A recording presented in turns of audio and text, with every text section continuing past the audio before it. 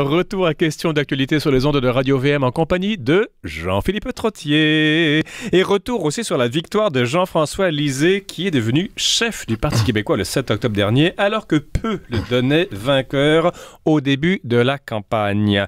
Au final, il aura reçu l'appui de 50,63% des militants péquistes contre 32 pour Alexandre Cloutier et 18 ou 17 pour Martine Ouellette. Deux questions fondamentales préoccupent le nouveau patron, Jean-François Lisée donc.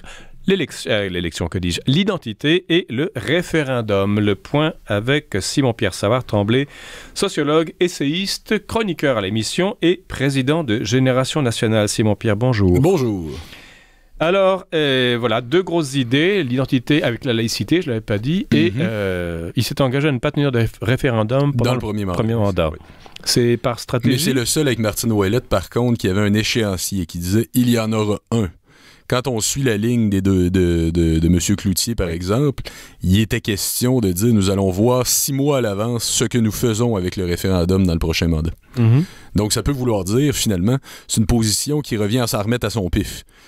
C'est à peu près le retour à la position de Mme Marois, qui disait il n'y en aura pas tant que les Québécois ne seront pas prêts. Bernard Landry appelait ça l'assurance morale de le gagner. Et Lucien Bouchard, bien entendu, formule très connue maintenant, les conditions gagnantes. Donc, c'est un peu cette idée de dire, on ne peut pas dire si dans le prochain mandat, il y en aura un ou il n'y en aura pas. Madame Ouellette disait clairement, il y en aura un. Monsieur Lisée disait pas dans le premier, mais il y en aura un absolument dans le deuxième. Donc, c'est un peu ça les positions sur cet enjeu-là. Êtes-vous surpris des résultats? Tout le monde s'attendait à ce que ce soit une lutte très, très, très serrée. Écoutez, pour au moins 3 tours. Et là, soudain, on attendait au troisième tour une victoire à la 95. Une victoire référendaire à la 95, 51-49. Ah oui. Puis je dis pas que 95 aurait été ma victoire, loin de là. C'est plutôt le contraire, mais vous comprenez ce que je veux dire avec ça. Un peu. Bon, un peu. Ne me faites pas dire ce que je n'ai pas dit. Je ne suis qu'animateur, je me permettrai jamais cela. D'être de mauvaise foi? Jamais. D'accord. Je suis rassuré. Donc, continuons. Alors, c'est une surprise que Jean-François Lisée ait gagné par cette marge. Dès le premier tour, c'était clair. Vous savez, je me suis rendu sur place parce que je faisais une conférence au Saguenay, donc je me suis dit, ça tombe bien, c'est à Lévis, je vais m'arrêter, je vais aller voir ça. C'était horriblement long. Je tiens à le dire, c'était horriblement long. C'était le retour de nos idoles avec des vieilles chansons qu'on connaît pas et qui étaient plates. Ceci étant dit, les verdicts arrivent. Puis je vous dis, il y a une ambiance stressante aussi. Au moment où on invite les candidats à aller dans la salle en arrière, où on invite les familles à aller les rejoindre. Puis après ça, c'est l'annonce des résultats. Et là, finalement, on nous montre à l'écran, par ordre, Alexandre Cloutier, Jean-François Lisée, Martine Ouellette et Paul Saint-Pierre Plamondon. Moi, quand j'ai vu ça, je me suis dit, j'avais pas encore compris que c'était l'ordre alphabétique. Je me suis dit, c'est les résultats. Oui, d'accord, oui. Je me suis dit, ça va être les résultats du premier tour. Donc, Alexandre Cloutier sera en tête, forcément, si c'est dans cet ordre-là. Puis, ce serait logique que Paul Saint-Pierre soit dernier et que Martine soit avant-dernière. Bon. On s'attendait à ça déjà. Voilà. Mais on s'attendait pas à ce qu'Alexandre Cloutier fasse presque le même score que quand il s'était affronté avec Pierre-Carl Péladeau. Alors voilà, ça veut dire deux choses. En fait, ça veut dire une seule, c'est qu'il n'a pas fait de gain et qu'il en a plutôt perdu. En fait, il a fait des gains et il en a perdu, ce qui l'a mis à la même position. Il était cette année le candidat de l'aile parlementaire, de l'establishment, des anciens employés. Pourquoi donc? Parce que c'est un peu le choix naturel. On s'est dit, il a fait une belle campagne l'an dernier, ça va pogner auprès des jeunes, ça va lui revenir. Bon. Mais ils ont fait une erreur de jeter si rapidement comme ça. Ça lui a nui, d'ailleurs. Il a très rapidement paru comme étant le candidat de la machine, comme quoi la position des membres et des militants, on s'en fout un peu, on veut le couronner. Gilles Duceppe sort rapidement pour dire il faut le couronner. Bernard Landry sort rapidement pour dire il faut le couronner. Donc, il y a toujours ce clivage, excusez-moi Simon-Pierre Savard-Tremblay, mais il y a toujours ce clivage au Parti québécois entre le clergé, si j'ose dire, enfin les têtes d'affiches et les militants, les humbles militants qui souvent ont l'impression qu'on ne les écoute même pas. Voilà. Mais cette fois-ci, là, je suis en train de vous décrire comment il a fait des gains de ce côté-là. Allons-y. Mais pour avoir le même score que l'an dernier, il a dû en perdre en quelque part. Donc, qui dit candidat de l'establishment, qui dit candidat des vieux de la vieille, pour le dire sans aucun agisme, dit automatiquement que vous perdez votre image de fraîcheur, de nouveauté, de candidat de la jeunesse. Donc, c'est de ce côté-là qu'il a perdu en même temps. Puis, il faut dire aussi qu'il a fait une mauvaise campagne. Des idées floues, une position floue sur le référendum aussi, position molle sur l'identité nationale. En plus, il disait que c'était stressant de faire une campagne. Ça, c'est un peu le comble. À 2 reprises, si je ne m'abuse, il a dit « c'est inhumain, c'est fatigant, ça n'a pas de bon sens, ça m'épuise. Si je perds celle-là, je ne serai plus jamais dans une course à la direction de ma vie. Oui. » Là, les journalistes lui disaient « ouais, mais Mme Marois, elle en a perdu 2 avant de devenir chef. Là, il disait « ouais, mais pas moi. » Donc, qu'est-ce que ça démontre sur la capacité de cet homme de faire face à l'adversité que de nous dire en pleine campagne qu'il va être dans l'incapacité d'en refaire une autre à l'avenir. Ben oui. Ça va être quoi si c'est ça une campagne référendaire? Alors, ça va être quoi l'élection contre Philippe Couillard? Affronter Philippe Couillard, c'est pas comme affronter ses adversaires dans son parti, là. Affronter la machine libérale. Là. Si une course à la direction c'est épuisant, imaginez une élection générale et une campagne référendaire pour briser un pays du G8. On reviendra à Philippe Couillard et ses fracassantes déclarations auxquelles on pouvait s'attendre d'ailleurs. Martine Ouellette a fait 17-18% de voix. Est-ce qu'elle était facile? Décevant aussi, oui. Décevant pour elle? Pour elle, oui. Oui, alors, mais elle a été... Et ses supporters s'étaient mis à croire qu'elle pouvait gagner même. À ce point? Oui. Ou à tout le moins, moi je vais vous dire, j'avais parlé à quelqu'un de l'équipe qui m'avait dit « on risque de finir 2e, Alexandre va être 3e ». Mais alors, est-ce qu'elle est hors course maintenant ou est-ce qu'elle va continuer à... Parce qu'elle a un côté passionnariat. Elle lâche pas facilement le morceau. Elle va continuer à talonner Jean-François Lisée sur la question référendaire. Oui, ça, elle l'a dit. Elle l'a dit, puis elle n'a pas beaucoup de choix non plus de le faire. Ouais. Quand on s'est engagé dans une campagne qui, cette année, était beaucoup plus agressive que l'an dernier de son côté. Hein. Oui. Faut dire qu'à partir du moment où on savait qu'il n'y avait plus un seul meneur, mais 2, qu'on pouvait avoir l'impression que tout était possible, c'est là qu'on laisse tomber les gants blancs. L'an dernier, c'était une course symbolique. On savait d'emblée que c'était Pierre-Carl Péladeau, que c'était réglé du début à la fin. Donc, il n'a pas vraiment été très attaqué, Pierre-Carl Péladeau. Quelques petites flèches à gauche et à droite, par-ci, par-là, mais pas beaucoup plus. Ouais. Cette année, c'était plus hargneux. Mais même trop, je pense. Hein? Ben, quand on voit la couronne, là, on donne des coups de coude, ce qu'on ferait pas autrement. Je vois très bien.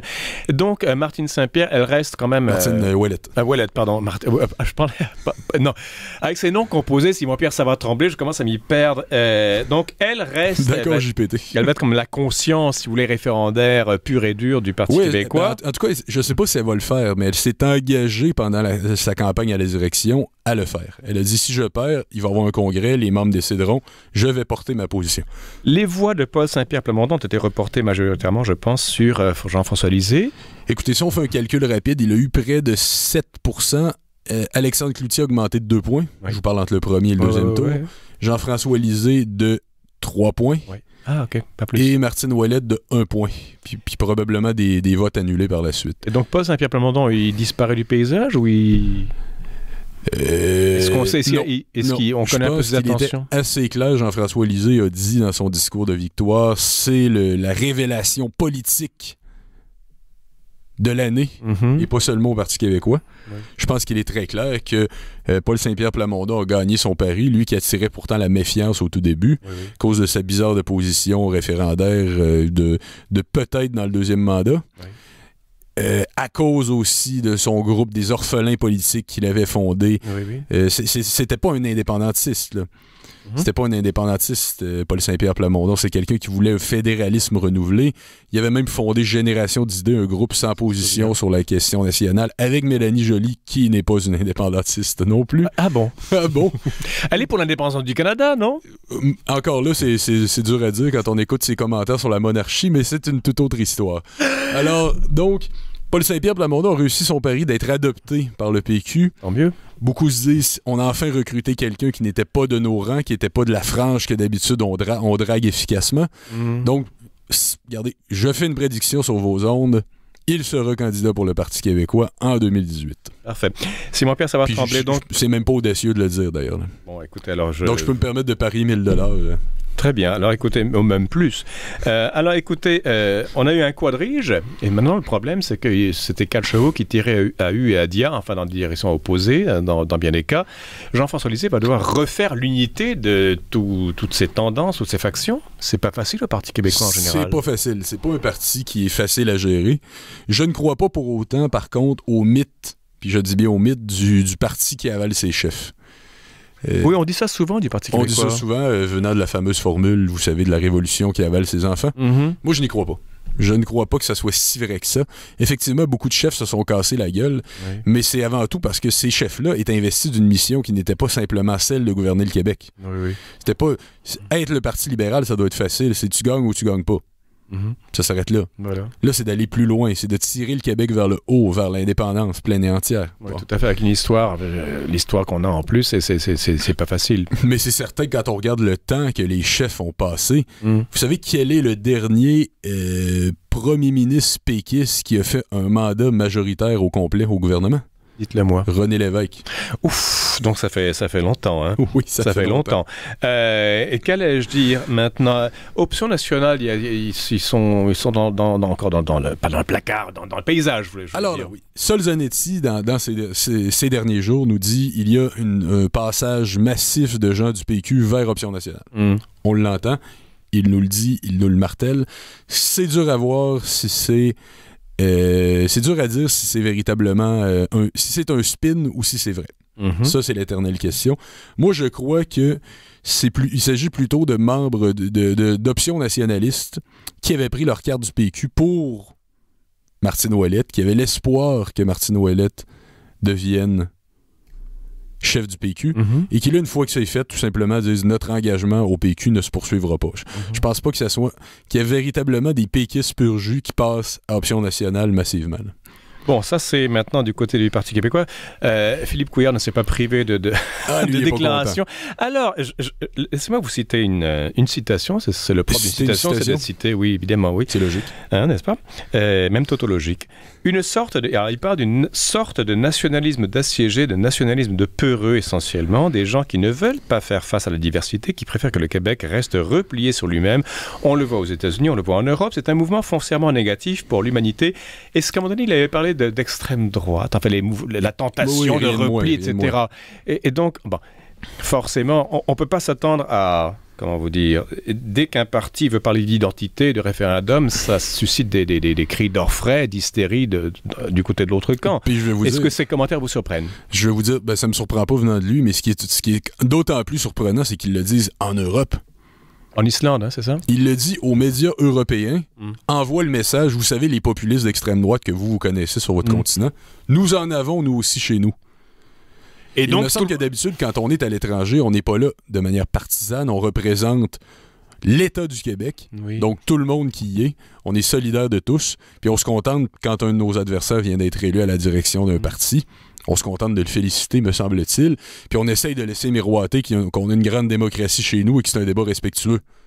On se met pas à dire à tout le monde « Ayez honte de nous, le Québec, on a des mouvements extrémistes ».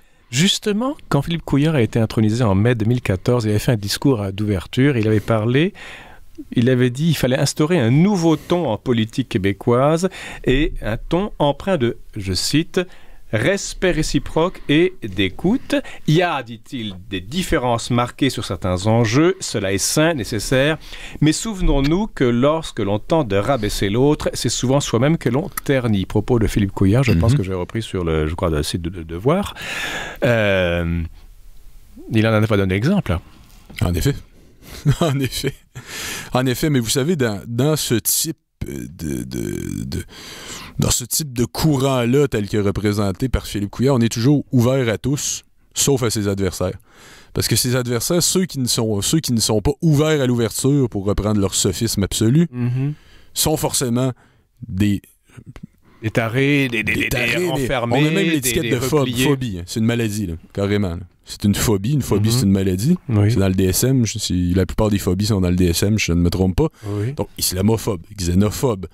Regardez, vous savez, on colle ces étiquettes-là automatiquement dès qu'on émet une position qui ne va pas dans le sens. Et on crée la cagophobe. Vous vous souvenez de ça? C'est de Philippe Murray, l'essayiste français, qui est décédé malheureusement à l'âge de 50 ans, beaucoup trop tôt, parce qu'il écrivait des trucs d'une intelligence très drôle et très profonde. Ça devait être dans Festivus.